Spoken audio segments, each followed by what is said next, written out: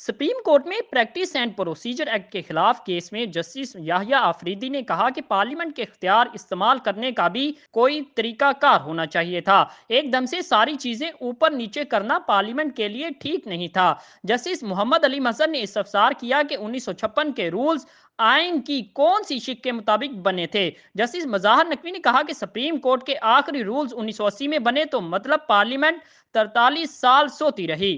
Attorney general ने कहा कि मुमकिन है सुप्रीम कोर्ट में जेर इल्तवा केस बढ़े तो पार्लियामेंट को कोई और कानून बनाना पड़े। जस्टिस मज़ाहर नकवी ने कहा कि पार्लियामेंट का रिकॉर्ड लाए हैं आप, इस एक्ट पर बहस होती थी या नहीं। अटॉर्नी जनरल ने कहा कि पार्लियामेंट का रिकॉर्ड उनकी वेबसाइट पर मौजूद है। जस्टिस याहिया अफरीदी ने कहा कि एक्ट में पार्लियामेंट का मसला अजखुद नोटिस या आर्टिकल 184(3) से मुतल्लिक तरीकाकार बनाना था। पार्लियामेंट ने एक्ट में अजखुद नोटिस से निकलकर हर तरह के केस के लिए जजेस कमेटी बना दी। एकदम से सारी चीजें ऊपर नीचे करना पार्लियामेंट के लिए ठीक नहीं था। पार्लियामेंट के इख्तियार इस्तेमाल करने का भी कोई तरीकाकार होना चाहिए था। अगर गलतियां सुप्रीम कोर्ट में हैं तो पार्लियामेंट की भी हैं। जो मसला था पार्लियामेंट उसे ठीक करती। जैसे याहिया अफरीदी ने कहा कि सुप्रीम कोर्ट एक एस्टेब्लिशमेंट और टाइटैनिक है, एकदम कैसे इधर उधर मोड़ा जा सकता है।